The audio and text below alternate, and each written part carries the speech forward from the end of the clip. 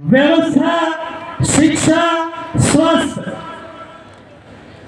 व्यवस्था के बारे में मैं बता दूं, ये जो पुरखाई व्यवस्था है, ये हमारे बाप दादाओं की बनी हुई व्यवस्था है। इसी को देख करके, इसी को मान करके यूएनओ ने विश्व आदिवासी दिवस घोषित किया है। सबसे पहले मैं उन घोषित करने वालों को धन्यवाद आपकी ओर से देना चाहता हूं। हमारे पहनावे, हमारी संस्कृति की वजह से ये दिन मनाने को हमको मिला।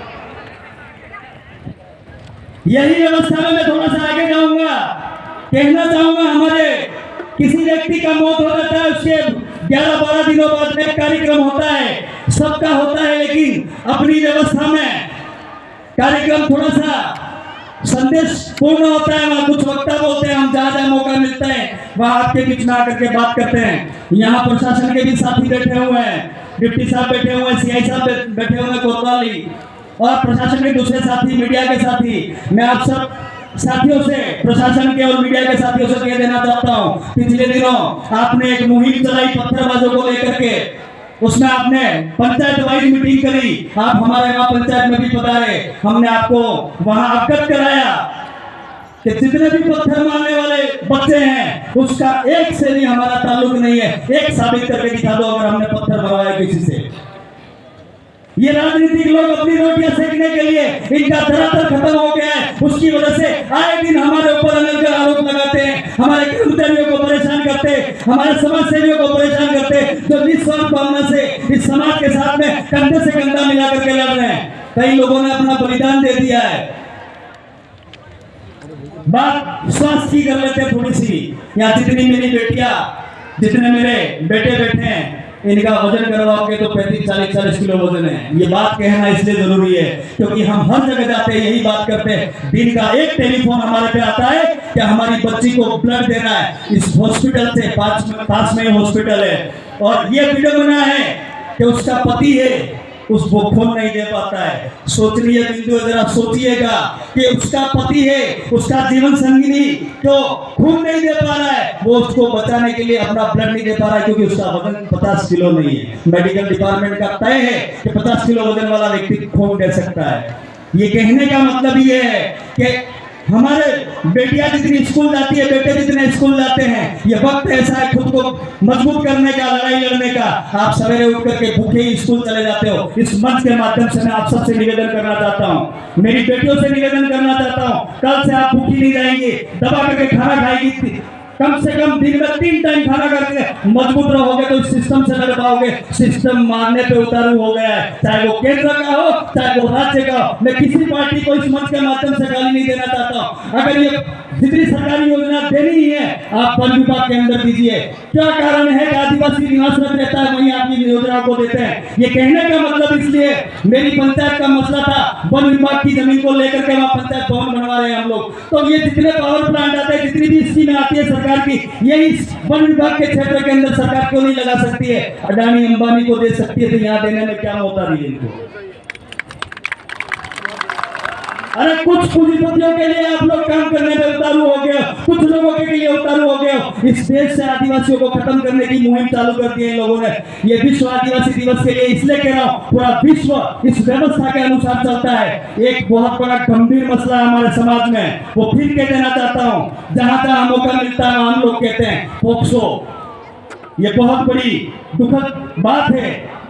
प्रशासन के भी साथियों को अवगत करा देना चाहता हूं, राजी खुशी साथ में जाते हैं। 5 लाख की लालच में वकील, 5 लाख की लालच प्रशासन के अधिकारी उस बेटी के और उस बेटी के द्वारा बेटे के खिलाफ मुकदमा दर्ज करा देते हैं। वो जाता तो 16-17 साल का है, जब वो बाहर आता है तो उसकी उम्र 36 से 40 साल के आसपास हो जाती है। वो मेरी उम्र का होकर के बाहर आएगा। साथियों, सोचने का वक्त आ गया है। ये जितने भी मसले हैं, वहां उस पंडाल के अंदर कमेटी व्यवस्था के कमेटी बैठे हुए हैं, उनसे जाकर के संपर्क करके गांव के वडीलों से, गांव के रिटायरमेंट कर्मचारियों से आप मिलकर के काम करें। एक लास्ट पत्थरबाजी का जो मामला है, यहाँ जितने बैठे हो, यहाँ जितने कर्मचारी आए हो, जितने कमेटी आए हो, जितने नेता आए हो, उन सब की जिम्मेदारी बनती है अपनी अपनी पंचायत में 10 लोगों की ऐसी टीम बनाए जो रात के अंदर गश्त लगाए। और ये पत्थर मारने वाले किसी के सगे नहीं है, वो देख के नहीं मारते कि ये आदिवासी, ये ब्राह्मण है, ये राजपूत है, ये बनिया है। वो लूट मार करने के लिए, उसकी आकांक्षाओं को पूरा करने के लिए, उसी बात को जोड़ते हुए मैं मेरी लास्ट बात कहना चाहूंगा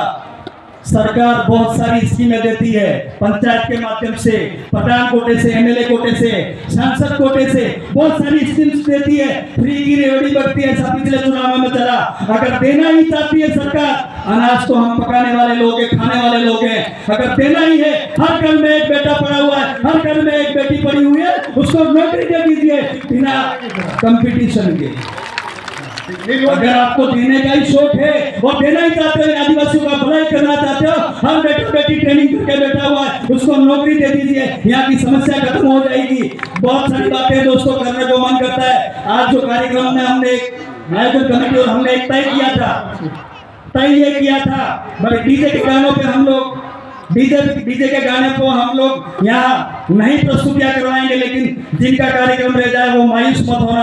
अक्टूबर महीने के अंदर बैंका के अंदर कार्यक्रम है, वहां हम रात्रि कार्यक्रम में सारे सांस्कृतिक कार्यक्रमों को मौका दे देंगे, इसलिए आप निराश नहीं हुए।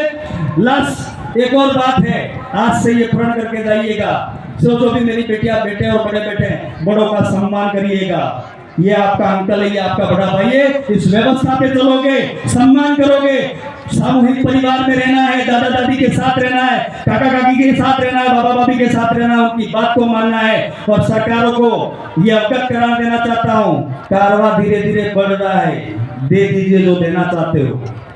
कारवा धीरे धीरे बढ़ रहा है, दे दीजिए जो देना चाहते हो। संविधान के अंदर रह करके हम हमारी लड़ाइयाँ लड़ेंगे, संविधान के दायरे में रह करके हम हमारा काम करेंगे। और हम पे ये दोनों राजनीतिक पार्टियों को कह देना चाहता हूँ, वो जो आरोप लगा रहे हो आप लोग, उन आरोपों का जवाब हम दे सकते हैं, लेकिन हम हमारी ऊर्जा व्यर्थ नहीं करना चाहते। हम हमारे समाज को इकट्ठा करने की बात कर रहे हैं, मुस्लिम कम्युनिटी को साथ देने की बात कर रहे हैं, एससी कम्युनिटी को साथ देने की बात कर रहे हैं, दलित पिछड़ों को साथ देने की बात कर रहे हैं। पूरे भारत के अंदर आज एक आवाज गई है, संसद भवन के अंदर आदमी बोलता है, लोक विधानसभा के अंदर एक आदमी बोलता है, वो आपकी आवाज वहां बुलंद हो गई है। अभी तो कुछ लोगों के होर्डिंग पे फोटो लगे, आज देखता देखता है, पिछले टाइम क्या हुआ था भैया, 5 साल पहले क्या हुआ था, अब तो आपको समझ भी याद आने लग गया, अब आपको समझ भी दिखने लग गया, आप बोलने लग गए। अरे हमारे लोग वहां नहीं गए होते, नहीं दहाड़ते, तो आप लोग कहां से बोल पाते। बढ़िया है, कम से कम बोलने तो लगे। हम तो ये कहना चाहते, आना ये तो एक मंच पे आ जाइए, ये आदिवासी परिवार का बहुत बड़ा कारवा बढ़ता जा रहा है। एक दिन कम से कम पार्टी छोड़ दीजिए, डंडे छोड़ दीजिए, हमारे साथ कंधे से कंधा मिला करके आकर के खड़े रहिए, आपको समाज सम्मान देगा, मान सम्मान दे देगा। इन्हीं बातों को कहते हुए धन्यवाद, जय जोहार, जय आदिवासी। एक नारा लगवाऊंगा, मान रहे सम्मान रहे, भील प्रदेश का मान रहे। पीछे वालों को भील प्रदेश को मान नहीं देना है। अरे मान रहे सम्मान रहे, भील प्रदेश का मान रहे। आवाज दो, अरे आवाज दो, अभी तली अंगड़ाई है, फिर मिलेंगे, फिर बात करेंगे। खुश रहना, आबाद रहना, जब भी मिलेंगे समाज के लिए बात करेंगे। जब तक इस शरीर के अंदर आखिरी खून का कतरा बचता है, तब तक इस कम्युनिटी के लड़ते रहेंगे। धन्यवाद, जय जोहार। बहुत बहुत धन्यवाद भाई, आशीर्वाद।